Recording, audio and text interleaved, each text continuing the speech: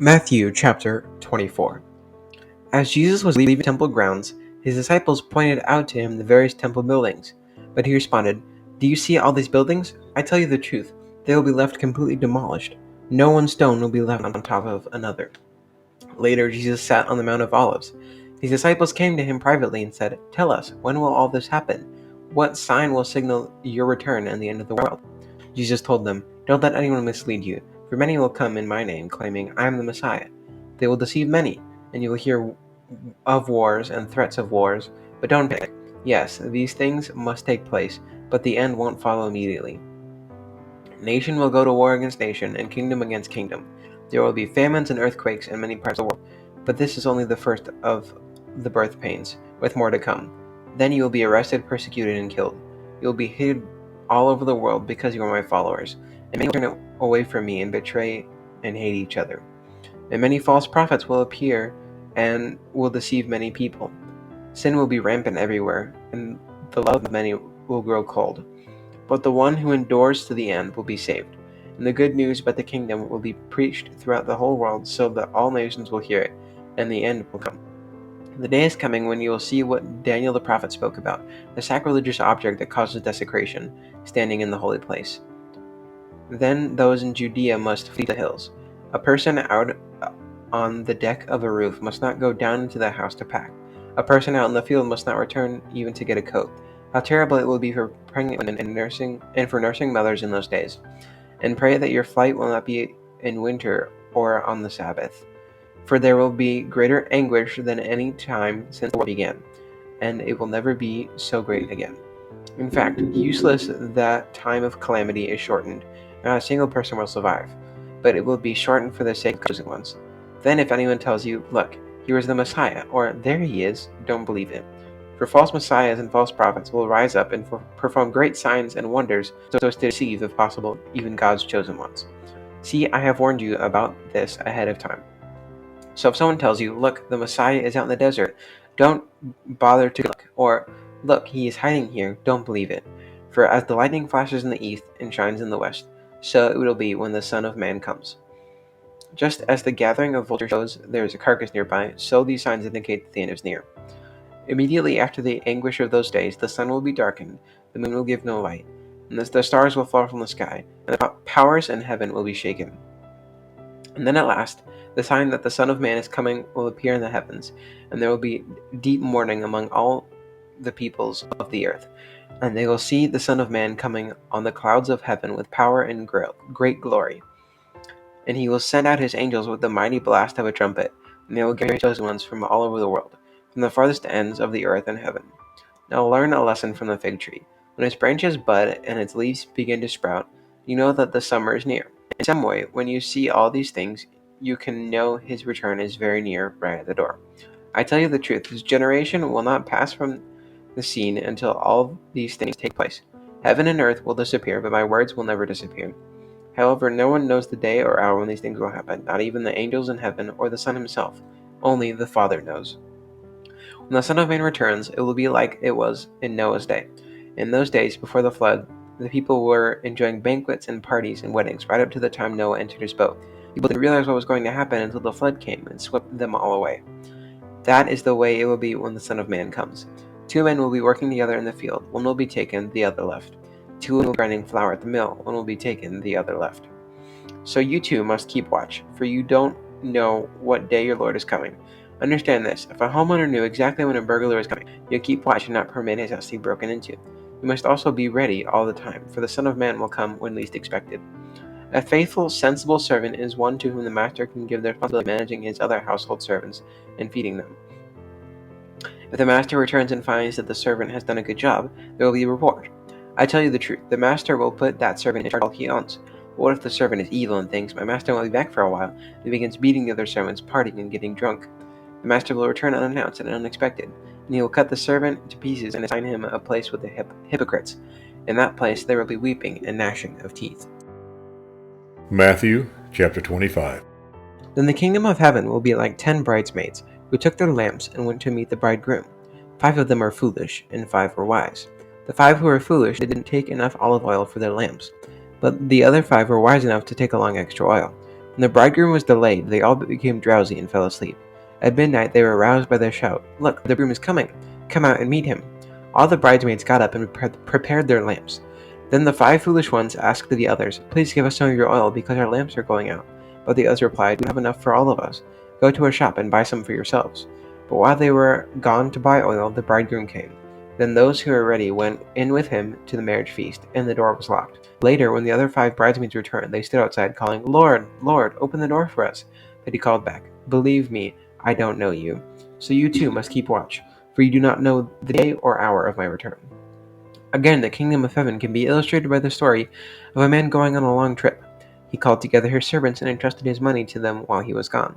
He gave 5 bags of silver to one, 2 bags of silver to another, and 1 bag of silver to the last, dividing it in proportions to their abilities. He then left on his trip. The servant who received the 5 bags of silver began to invest the money and earned 5 more. The servant with 2 bags of silver also went to work and earned 2 more. But the servant who received the 1 bag of silver dug a hole in the ground and hid the master's money. After a long time, the master returned from his trip and called them to give an account of how they had used his money. The servant of whom he had entrusted the 5 bags of silver came forward with 5 more and said, "Master, you gave me 5 bags of silver to invest, and I have earned 5 more." The master was full of praise. "Well done, my good and faithful servant. You have been faithful in handling this small amount, so now I will give you many more responsibilities. Let's celebrate together." The servant who had received the 2 bags of silver came forward and said, "Master, you gave me 2 bags of silver to invest, and I have earned 2 more." The master said, "Well done, my good and faithful servant. You've been faithful in handling this small amount, so now I will give you many more responsibilities. Let's celebrate together." Then the servant with the 1 bag of silver came and said, "Master, I knew you were a harsh man, harvesting crops you didn't plant and gathering crops you didn't cultivate. I was afraid I would lose your money, so I hid it in the earth. Look, here is your money back." But the master replied, "You wicked and lazy servant. If you knew I harvested crops I didn't plant and gathered crops I didn't cultivate, why didn't you deposit my money in the bank? At least I could have gotten some interest on it." Then he ordered, "Take the money from this servant and give it to the ones with 10 bags of silver. To those who use well what they are given, even more will be given, and they will have an abundance. But from those who do nothing, even what little they have will be taken away. Now throw this useless servant into outer darkness, where there will be weeping and gnashing of teeth." But when the Son of Man comes in his glory, and all angels with him, then he will sit upon his glorious throne. All the nations will be gathered in his presence, and he will separate the people as a shepherd separates the sheep from the goats. He will place the sheep at his right and the goats at his left. And the king will say to those on his right, "Come, you who are blessed by my Father, inherit the kingdom prepared for you from the creation of the world. For I was hungry, and you fed me. I was thirsty, and you gave me drink. I was a stranger, and you invited me into your home. I was naked, and you gave me clothing. I was sick, and you cared for me. I was in prison, and you visited me." Then these righteous ones will reply, "Lord, when did we ever see you go hungry and feed you, or thirsty and give you something to drink, or a stranger and show you hospitality, or naked and give you clothing? When did we ever see you sick or in prison and visit you?" The king will say, "I tell you the truth. When you did it to one of the least of these, my brothers and sisters, you were doing it to me." Then the king will turn to those on the left and say, "Away with you, you cursed ones, into the eternal fire prepared for the devil and his demons. For I was hungry, and you didn't feed me. I was thirsty, and you didn't give me a drink. I was a stranger, and you didn't invite me into your home. I was naked, and you didn't give me clothing. I was sick and in prison, and you didn't visit me." Then they will reply, "When did we ever see you hungry or thirsty, or a stranger or naked, or sick or in prison, and not help you?" And he will answer, "I tell you the truth. When you refuse to help the least of my brothers and sisters, you are refusing to help me." And they will go away into eternal punishment, but the righteous will go into eternal life. Matthew chapter 26. When Jesus had finished saying all these things, he said to his disciples, "As you know, Passover begins in 2 days, and the Son of Man will be handed over to be crucified." At that same time, the leading priests and elders were meeting at the residence of Caiaphas, the high priest, plotting how to capture Jesus and secretly and kill him. But not during the Passover celebration, they agreed, or the people may riot. Meanwhile, Jesus was in Bethany at the home of Simon, a man who had previously had leprosy. While he was eating, a woman came in with a beautiful alabaster jar of expensive perfume and poured it over his head. The disciples were indignant when they saw this. "What a waste," they said. "It could have been sold for a high price and the money given to the poor." But Jesus, aware of this, said, "Why criticize this woman for doing such a good thing to me? You will always have the poor among you, but you will not always have me. She has poured this perfume on me to prepare my body for burial. I tell you the truth, wherever good news is preached throughout the world, this woman's deed will be remembered and discussed." Then Judas Iscariot, one of the 12 disciples, went to the leading priests and asked, "How much will you pay me to betray Jesus to you?" And they gave him 30 pieces of silver. From that time on, Judas began looking for an opportunity to betray Jesus.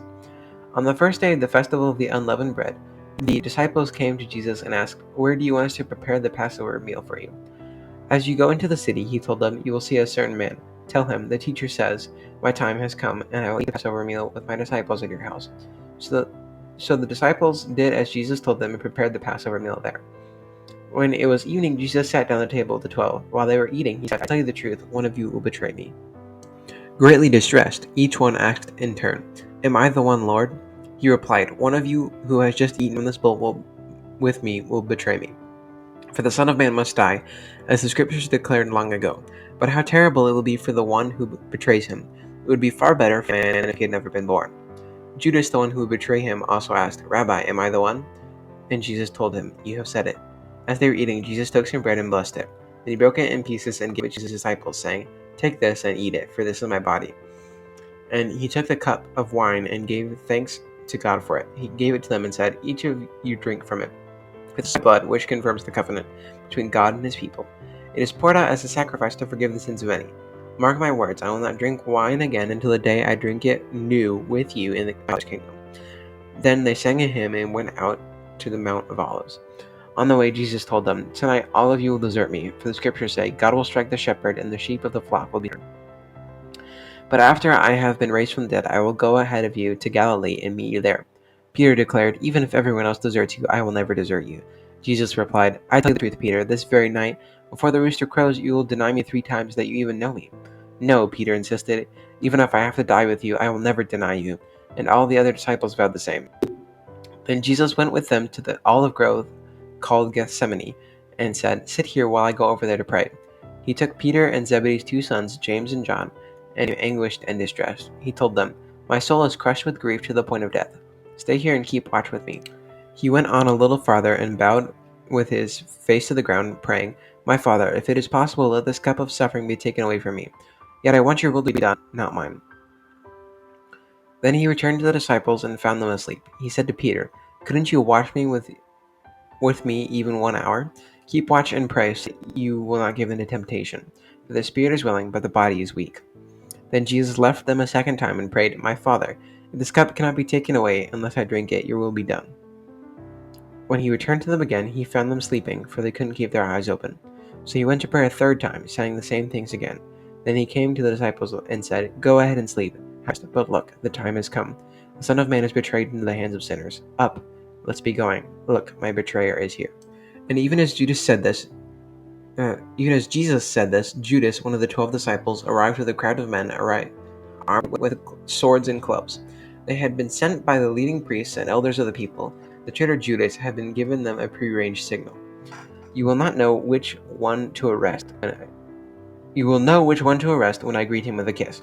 So Judas came straight to Jesus. "Greetings, Rabbi," he exclaimed, and gave him the kiss. Jesus said, "My friend, go ahead and do what you have come for." Then the others grabbed Jesus and arrested him. But one of the men with Jesus pulled out his sword and struck the high priest's slave, shooting off his ear. "Put away your sword," Jesus told him. "Those who use the sword will die by the sword. Don't you realize that I could ask my Father for thousands of angels to protect us, and he would send them instantly? But if I did, how would the Scriptures be filled with that describe what must happen now?" Then Jesus said to the crowd, "Am I some dangerous revolutionary that you come with swords and clubs to arrest me? Why didn't you arrest me in the temple? I was there teaching every day."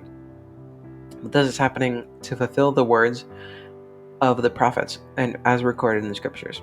At that point, all the disciples deserted him and fled. Then the people who had arrested Jesus led him to the home of Caiaphas, the high priest, where the teachers of religious law and the elders had gathered. Meanwhile, Peter followed him at a distance and came to the high priest's courtyard. He went in and sat with the guards and waited to see how it would all end. Inside, the leading priests and the entire high council were trying to find witnesses who would lie about Jesus so they could put him to death. But even though they found many who agreed to give false witness, they could not use anyone's testimony. Finally, 2 men came forward who declared, "This man said, 'I am able to destroy the temple and rebuild it in 3 days.'" Then the high priest stood up and said to Jesus, "Well, aren't you going to answer these charges? What do you have to say for yourself?" But Jesus remained silent. Then the high priest said to him, "I demand in the name of the living God, tell us if you are the Messiah, the Son of God." Jesus replied, "You have said it, and in the future you will see the Son of Man seated in the place of power at God's right hand, and coming on the clouds of heaven." Then the high priest tore his clothing to show his horror and said, "Blasphemy! Why do we need other witnesses? You all have heard his blasphemy. What is your verdict?" "Guilty," they shouted. "He deserves to die." Then they began to spit in Jesus' face and beat him with their fists. And some slapped him, jeering, "Prophesy to us, you Messiah. Who hit you that time?" Meanwhile, Peter was sitting outside in the courtyard. A servant girl came over and said to him, "You were one of those with Jesus, the Galilean." But Peter denied it in front of everyone. "I don't know what you're talking about," he said. Later, out by the gate, another servant girl noticed him and said to those standing around, "This man was with Jesus of Nazareth." Again, Peter denied it, this time with an oath. "I don't even know the man," he said. A little later, some of the other bystanders came over to Peter and said, "You must be one of them. We can tell by your Galilean accent." Peter swore, "A curse on me if I'm lying. I don't know the man." And immediately the rooster crowed. Suddenly Jesus' words flashed through Peter's mind. "Before the rooster crows, you will deny me 3 times that you even know me." And he went away, weeping bitterly.